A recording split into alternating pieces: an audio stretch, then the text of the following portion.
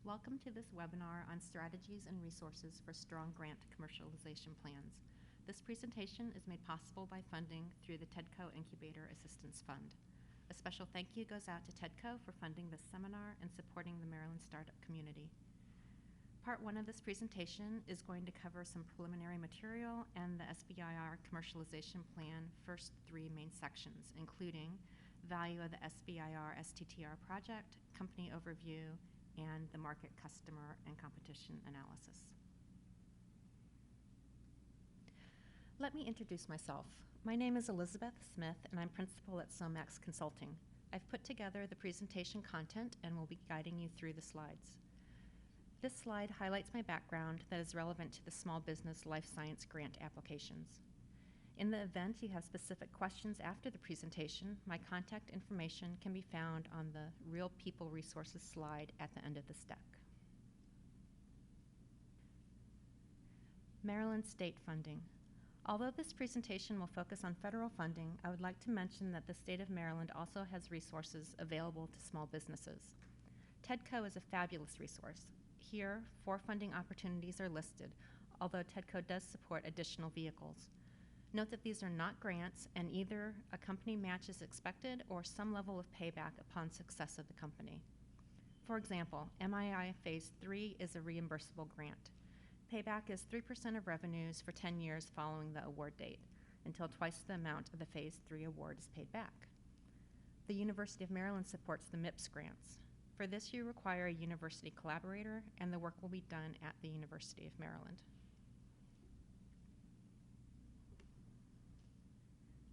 The federal government supports small business innovative product development through the SBIR, STTR grant programs. This is the largest public venture capital initiative in the United States. The mission is to support scientific excellence and technological innovation through the investment of federal research funds in critical American priorities to build a strong national economy. Throughout this presentation, I will primarily speak about SBIR because it's the larger program. However, pretty much everything I say regarding SBIR also applies to STTR. Okay, so the federal grants, the SBIR and STTR, have several phases. Phase 1 awards are intended to establish the technical merit, feasibility, and commercial potential of the proposed R&D efforts. Phase 2 awards are intended to continue the R&D efforts. Funding is based on the results achieved in Phase 1. The scientific and technical merit and commercial potential of the project are proposed in Phase 2. For Fast Track, both the Phase 1 and Phase 2 grant applications are submitted and reviewed together as one application. The NIH Fast Track mechanism can reduce or eliminate the funding gap between phases. For the SBIR Direct to Phase 2 award, you must have performed the Phase 1 stage of research through other funding sources. The Direct to Phase 2 is absolutely not available for the STTR program at this time. Phase 2B awards provide follow-on funding to small businesses for projects that require extraordinary time and effort in the R&D phase, such as drug or device projects. Not all institutes offer Phase 2B awards, and depending on the institute, the budget may be requested for up to $1 million per year for up to 3 years. Finally, CRP may provide up to $3 million in additional funding for Phase 2 SBIR STTR projects. CRP funds cover work that is not typically supported through SBIR or STTR. For example, preparation of documents for an FDA submission, development of an intellectual property strategy, clinical studies, manufacturing cost, regulatory assistance, and subcontracted work to other institutions or contract research organizations. So SBIR STTR is the ideal venture fund. It's stage appropriate, funds early stage development projects to start or expand a business. It offers a rigorous process to bring innovative, risky technologies to market, and you don't need to know any insiders. It's a no-cost equity fund. You receive non-dilutive capital. That means it's free to you. Cash infusions can exceed $1 million per project. You receive cash in advance of the work being done. You have no equity ownership loss. No board seats are given up. There are absolutely no loan payback requirements, even if the research tanks. No royalties will be due, and you retain full ownership of the technology and intellectual property. The SBIR positions you for future success. Peer review provides technology validation to gain credibility with potential investors. You'll likely receive prioritized business plan review from many angels and VCs. Through this research, you'll de-risk your technology, and it increases the value of your intellectual property with successful proof of principle or prototypes. 11 federal agencies with R&D budgets over $100 million participate in the SBIR programs. These agencies allocate 2.9% of their budgets to the program, and this percentage ramps up to 3.2% by 2017. Overall, more than $2.5 billion is awarded to SBIR companies annually. Small Business Technology Transfer is what STTR stands for. The 5 federal agencies with extramural budgets over $1 billion participate. This is the DoD, DHHS, NASA, NSF, and the DOE. STTR is ideal for small companies that may not have access to a highly credible PI that has a great publication record. This slide illustrates the NIH SBIR STTR funding rate for fiscal year 2014. Note that the SBIR and STTR success rates are about 19% for phase 1 and are about 41% for phase 2.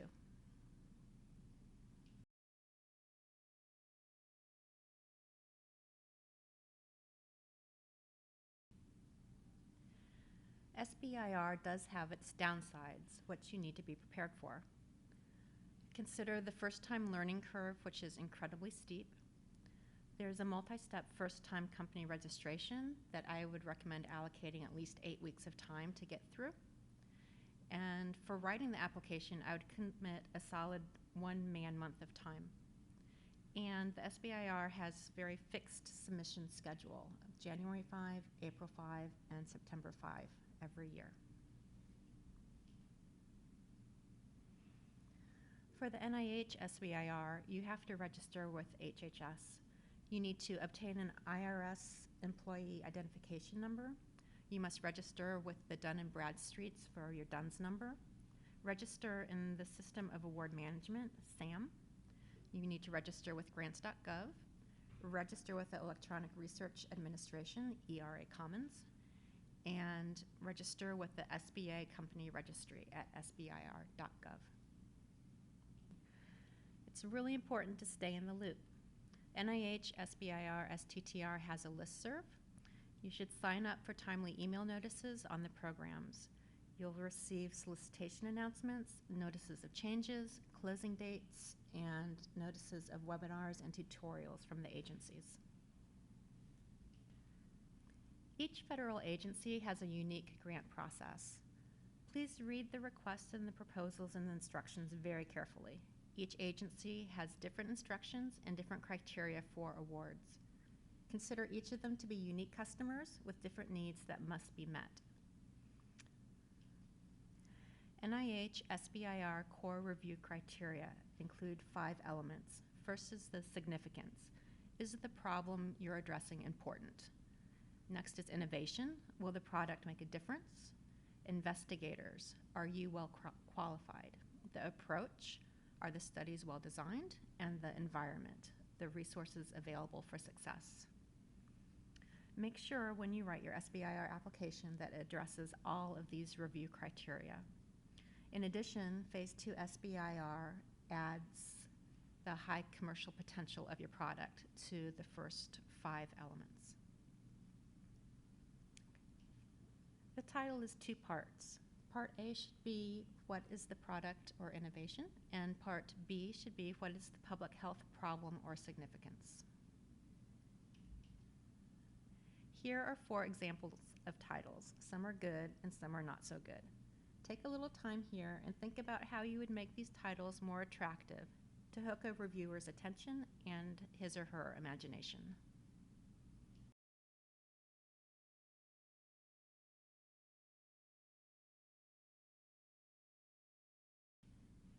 After a great title, the abstract is the most important part of your proposal. Within the abstract, you should outline your research approach, summarize and quantify the results you anticipate, assuming success. And what does this set you up for, or how does it move you along the commercialization path?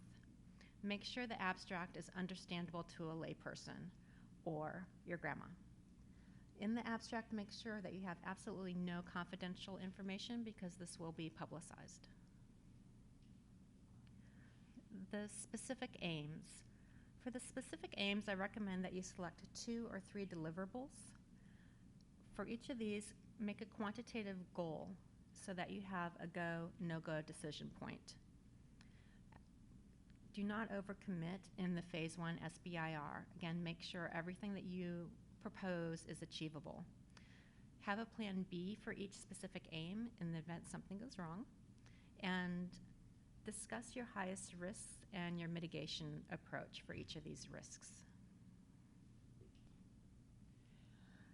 I'd like to point out that the program directors at the NIH are your friends. They're highly accessible and very willing to help you out. So contact your program director at least 4 weeks prior to the deadline to discuss your proposal and receive feedback from them. To enable this discussion, please provide your specific aims to them, and this is a very concise 1-page document. Here's a short list of some of the NIH program directors for the SBIR program. All of these people are highly accessible and completely willing to talk to you, so please pick up the phone or email them directly. They will have your back. SBIR commercialization plan sections include the value of the SBIR project, the company overview, the market, customer, and competition, IP protection, finance plan, production and marketing plan, and the revenue stream. The commercialization plan should offer a clear and concise description of the commercial product or the service enabled by your innovation, as well as the market need you are addressing. The commercialization plan maps out a strategy to move the product candidate forward, describes the current and anticipated competitive landscape, identifies the resources required to get to market, and discusses the strategy that your organization will use to generate revenue.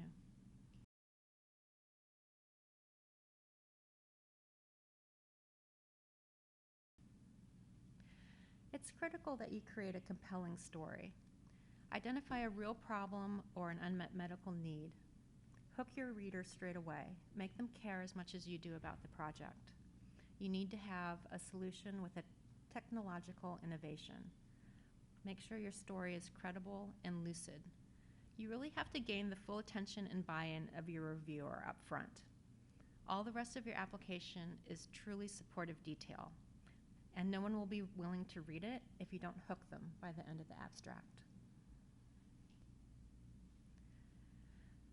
For your product, you need to describe the core technology or the platform. Clearly articulate the market need for your product, and be sure that you focus on a single individual product. You need to define your product. Choose an indication. A single narrow disease is best, because you'll be assigned to a knowledgeable reviewer who really cares about that particular disease. And then think about your value proposition. You need to define the customer, who will use it, and why. And then what value do you bring to that customer? You should think a little bit about your product naming. A lot of folks in their SBIR grant will describe their innovation. So, McDonald's has innovated a unique sandwich, which is a hamburger composed of 2 all-beef patties, special sauce, lettuce, cheese, pickles, onions, and a sesame seed bun. The sauce is proprietary and will be held as a trade secret. Every time you talk about your invention, you don't want to have a 1-paragraph description. Instead, you're going to say, MCD 101 is our lead candidate. And then eventually you're going to have a trademark name, and you'll call it the Big Mac, and you'll use TM on that. And then after it's received registration, you'll move to the R with a circle. And then finally, any drug name must go to the regulatory proprietary name review of the FDA.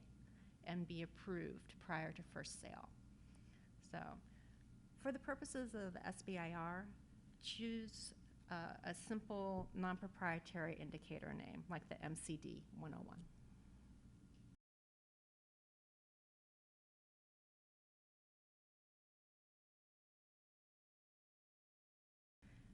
In your company overview, please discuss the relevant commercialization capabilities of your team. Talk about the present size of the company in terms of employees and the products and services that you offer. Also include the history of previous federal and non-federal funding. Committed collaborators are great.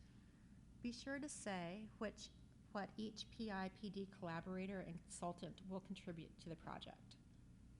A CV of accomplishments does not tell the reviewer what the collaborator is pledging to do for the project, so make sure to outline what they're bringing to the table to help your particular project. A collaborator can bring expertise, equipment, facilities, connections, their own publication record, and it also demonstrates a third-party support for the project. So for the SBIR Phase 2, it's great to have supporters, and those letters of support can go into the appendix. Start early collecting letters of support. So the bigger the company that you're getting a letter of support from, the longer it will take to get that letter approved through their legal department and signed by their CEO. I suggest that you draft the content of this letter and have the company modify the body and then put the language onto their own letterhead.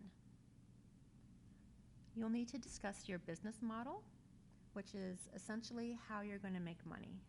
Is it going to be a service that you're providing, or are you going to license to a partner, or are you going to have direct sales?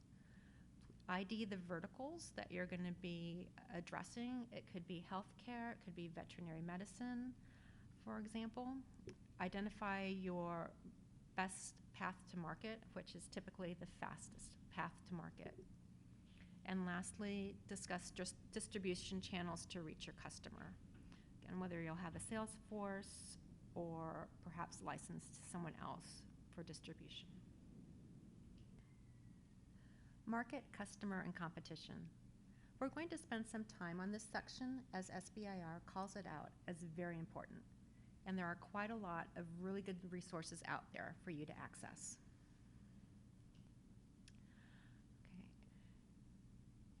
For the due diligence and discovery process, it's really important to understand the competitive landscape. And one of the best ways to go about this is to look at previously funded SBIR projects. For this, you can look at the NIH Reporter. It's an amazing online resource to you. The Reporter offers a repository of past NIH-funded research projects, and it will allow you to link up to publications and patents that resulted from that funding.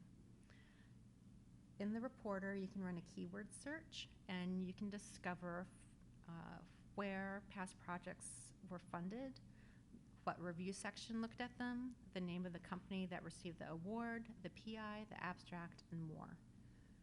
The Federal Reporter funding information covers funded projects from the DoD, the EPA, the NIH, NASA, NSF, USDA, VA. Here I'm showing you a screenshot from the NIH Reporter homepage. As you can see, it is very flexible regarding the search options available to you.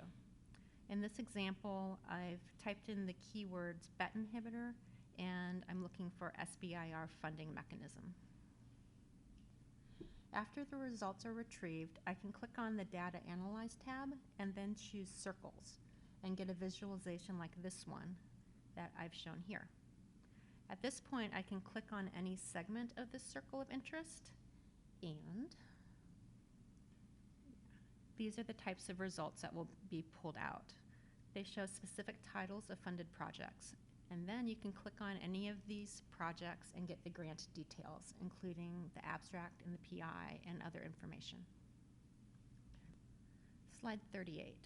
The Freedom of Information Act. This is a double-edged sword for you. You can get great insights into the words of your competitors, but if funded, your own application will be made public. So the Freedom of Information Act creates public disclosures upon indexing. However, you can mark up your application as confidential. If you do this, then you must indicate on the cover page of your application that it contains confidential information. If an applicant fails to identify proprietary information at the time of submission, then it will require a substantive justification in order to withhold information in the future should anyone request it under the Freedom of Information Act. And as we pointed out earlier, absolutely never put any proprietary information in your abstract. The state of Maryland has some awesome resources for market research. The state provides access to medical e-track and pharma e-track and Frost & Sullivan. The Maryland Market Search Resource Centers are accessible by appointment only, and this slide tells you where they're located at TEDCO, fast forward east at Johns Hopkins, and the Germantown Innovation Center. Again, make sure that you call and make an appointment to access the terminals. You can also discover competitive information by looking at current clinical trials. Clinicaltrials.gov is, of course, the go-to place, and you can search by clinical phase, the sponsor collaborator, and the funder type. And you'll likely come up with pharmaceutical companies that are actively running clinical trials in your space. Think carefully about the epidemiology of your disease of interest and consider whether the prevalence or the incidence helps create the best market story. You can find information on prevalence and incidence at the National Cancer Institute SEER reports, or the World Cancer Report. The annual publications by WHO have wonderful information on epidemiology. And for non-cancer indications, you can look at the disease foundations, patient advocacy groups, and of course, PubMed. In the commercialization plan, you'll need to discuss your regulatory path. You'll likely want to say that you've retained a consultant or an advisor.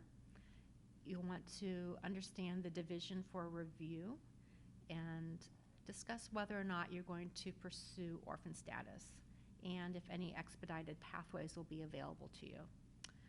And finally, it might be helpful to look up meeting notes of any of your competitors that have products that provide a precedent for your own. And you can find these on the FDA website. It's very helpful to your SBIR reviewer if you include a competition comparison chart. This chart reduces all your text down to an easy-to-digest table, comparing the key attributes of your product to that of the competitors. It will show that you've carefully thought about what your competitive advantages are and should clearly show how you will gain market share over your competitors. Thank you for listening to part 1 of this webinar on strategies and resources for strong grant commercialization plans. Part 2 of this presentation will cover the remaining sections of the commercialization plan. This will include IP protection, finance plan, production and marketing plan, and revenue stream. We will wrap up with some additional considerations and resources for you. Finally, I'd like to thank the TEDCO Assistance Fund for their support.